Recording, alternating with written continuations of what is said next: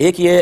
پڑوسی ملک سے ایک جج صاحب نے یہ آج میسج کیا تھا مجھے، تو یہ میں نے اس کو شامل پروگرام کرنا مناسب سمجھا۔ جج صاحب نے فرمایا کہ میں نے کئی زندگی میں فیصلے دیے، 6 پھانسی کے فیصلے دیے، عمر قید کے تو انگنت دیے، کسی کو میں نے بری بھی کر دیا اور ہم جو ہیں وہ مجبور ہوتے ہیں گواہوں کی موجودگی میں یعنی گواہی دیتے ہیں یا پھر اسی طریقے سے کوئی ثبوت وغیرہ ہوتا ہے اس کے پیش نظر ہم فیصلہ کر دیتے ہیں، اور ایسا بھی ہو سکتا ہے کہ کبھی گواہ جھوٹے ہوں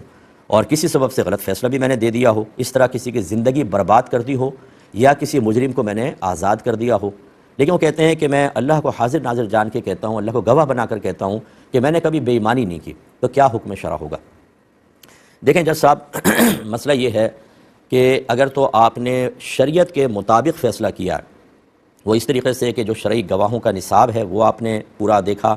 اور جو پروف وغیرہ ہیں ثبوت وغیرہ وہ سب آپ نے حاصل کرنے کے بعد پھر فیصلہ کیا، تو اس میں آپ بری ذمہ ہیں۔ اگر فرض کر لیں گواہ جھوٹے تھے آپ نے، لیکن جرح وغیرہ جسے دوسرا وکیل جرح کرتا ہے دیگر، اس میں آپ نے دیکھا کہ ہر طریقے سے وہ کامیاب رہے، ان کا جھوٹ ظاہر نہیں ہوا، تو پھر آپ کا فیصلہ کرنا بالکل درست تھا۔ اب اگر فرض کر لیں انہوں نے غلط فیصلہ آپ سے کروا دیا تو انشاءاللہ آخرت میں آپ کی کوئی گرفت نہیں ہوگی۔ دوسری چیز یہ ہوتی ہے کہ ہم برٹش لاء کے تحت بعض اوقات فیصلے کر رہے ہوتے ہیں، شریعت کا فیصلہ کچھ اور ہوتا ہے کسی کے حق میں، لیکن آپ لاء کے تابع ہو کر، برٹش لاء کے تابع ہو کر فیصلہ کر رہے ہوتے ہیں، اور وہ بالکل خلاف شرع فیصلہ ہوتا ہے جس کی روشنی میں مجرم باہر ہو رہا ہوتا ہے اور مظلوم بیچارہ 20-20 سال قید سہ رہا ہوتا ہے، کسی کی پراپرٹی چھین کر کسی اور کے پاس جاری ہوتی ہے صرف برٹش لاء کی وجہ سے، اور وہ شخص محروم ہو رہا ہوتا ہے، اور ہمیں بھی پتہ ہوتا ہے کہ ہم یہ جو فیصلہ کر رہے ہیں یہ برٹش لاء کے تابع ہو کر خلاف شرع جا رہا ہے، اس میں آپ کی ضرور گرفت ہوگی۔ یا تو آپ ججی نہ بنتے اور آپ بن گئے ہیں تو اب یہ نہیں ہوگا کہ آپ خلاف شرع فیصلہ کر کے ملکی قانون کو بنیاد بنا کر ایسا کریں۔ اب ہو سکتا ہے کوئی جج کہیں مجھ سے ناراض ہو جائیں، تو میں خدا را ناراض مت ہوئیے گا، اس بات کو سمجھیے کہ آپ کی بھی ایک مجبوری تو ہے کہ آپ برٹش لاء کے تابع ہو کر فیصلہ کرنے پر مجبور ہیں، لیکن اس کی وجہ سے شریعت تو نہیں بدل جائے گی۔ تو اب اس کا کیا ہوگا یہ ڈے آف ججمنٹ میں پتہ چلے گا، جب ایک بڑی عدالت لگے گی اور وہاں جج بھی ایک ملزم یا مجرم کی حیثیت سے آئے گا یا عام حیثیت کے ساتھ آئے گا، اور اللہ تبارک و تعالیٰ کسی پر ظلم نہیں فرماتا، وہاں پر اگر اللہ تعالیٰ کی مرضی ہے ہو سکتا ہے کہ وہ آپ کی مجبوری کو قبول فرما کر آپ کے لیے براءت کا فیصلہ فرمائے، اور یہ بھی ہو سکتا ہے کہ اللہ تعالیٰ یہ سوال فرما لے کہ جب میں نے اپنے حبیب کے ذریعے پورا ایک قانون تمہیں دیا تھا تو وہ کون سی مجبوری تھی کہ جس کے تابع ہو کر تم نے میرے ایک بندے کو ایک دوسرے قانون کے تابع ہو کر اور میرے قوانین کو پامال کر کے اس بیچارے کے ساتھ ظلم اور زیادتی کی، تو اب تمہیں اس کی سزا ملے گی۔ دونوں معاملات ہو سکتے ہیں، اس لیے ایسا کوئی بھی فیصلہ اگر آپ نے کیا، اچھا اب یہ بھی ہوتا ہے کہ بہت سارے ججز ایسے بھی ہمیں ملے ہیں، وکلاء ملے ہیں جو مشورہ کرتے ہیں باقاعدہ کہ شریعت اس کے بارے میں کیا کہتی ہے، کیونکہ ہر جج ہر وکیل تمام شرعی قوانین کو جانتا ہو، اس کے ہر پہلو جانتا ہو ضروری نہیں ہوتا، کیونکہ وہ برٹش لاء پڑھتے ہیں، جو کانسٹیٹیوشن کے اندر لکھا ہے اسی کو معلوم کرتے ہیں۔ تو اب آپ اگر یہ کہیں کہ جی مجھے تو پتہ ہی نہیں تھا کہ جو میں نے فیصلہ کیا اس میں شریعت کیا کہہ رہی تھی، تو پھر ہونا یہ چاہیے تھا، اور اگر کوئی مجھے سن رہا ہو، بہرحال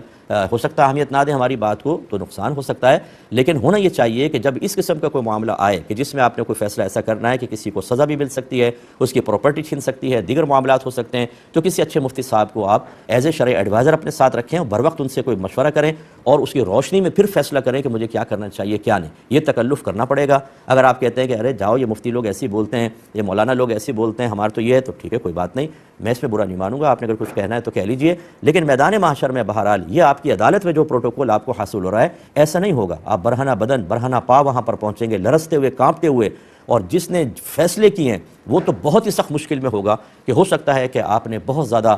لوگوں کے ساتھ ناانصافیاں کی ہوں، تو اللہ تعالیٰ کسی ظالم کو وہاں پر چھوڑے گا نہیں اور مظلوم کو اس کا بدلہ ضرور دلوائے گا، اور وہاں پہ بہت خطرناک معاملہ ہو سکتا ہے۔ اس لیے اللہ کی بارگاہ میں توبہ کرتے رہیں، اور میرا یہ مشورہ ہر ایک کے لیے ہوتا ہے، میں خود بھی اس پر عامل ہوں کہ اگر ہو سکتا ہے میری ذات سے کسی کو تکلیف ہوئی ہو تو میں کہتا ہوں کہ اللہ تعالیٰ اگر میری ذات سے دانستہ نادانستہ کسی کو تکلیف ہوئی،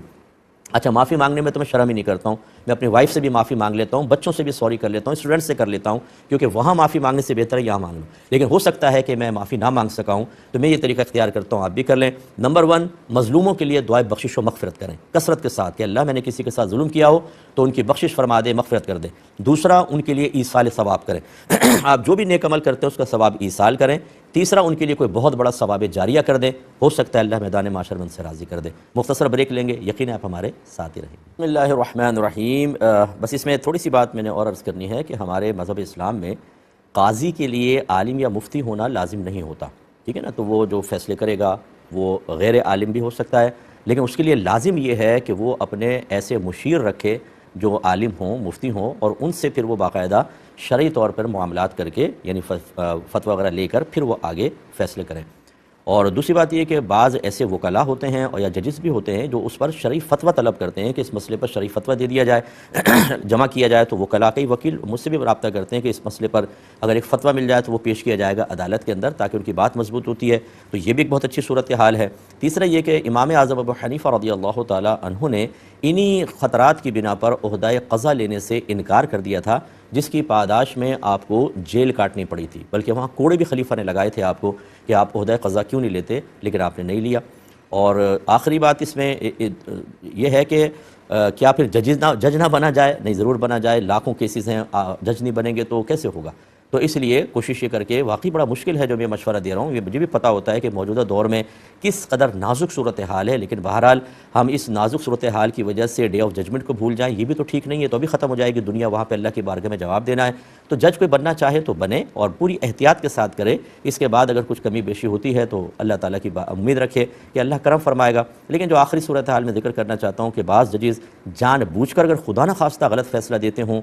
فرض کر لیں کہ ہوں کوئی ایسا، اور یا رشوت لے کر کسی کے حق میں فیصلہ کر دیا، یہ اپنی تباہی کریں گے، تباہی بہت بڑی، کیونکہ جب آپ کسی کو خلاف فیصلہ کرتے ہیں اور وہ غلط فیصلہ ہوتا ہے، آپ بھی جانتے ہیں میں غلط کر رہا ہوں، تو اس کو جتنا دکھ ہوگا، اس کی فیملی کو دکھ ہوگا، جتنے وہ کرائسس میں آئیں گے، جتنا مسلسل اذیت اور تکلیفیں آپ کے فیصلے کے بعد وہ اختیار کرتے رہیں گے، ان سب کا گناہ نامہ اعمال میں لکھا جاتا رہے گا، اور میدان محشر میں سارے مظلوم لائن سے کھڑے ہوں گے اور نیکیاں نکال کر ان کے نامہ اعمال میں ڈالی جائیں گی۔ اس ڈے آف ججمنٹ میں کیا ہوگا یہ ہمیں ضرور سوچنا چاہیے۔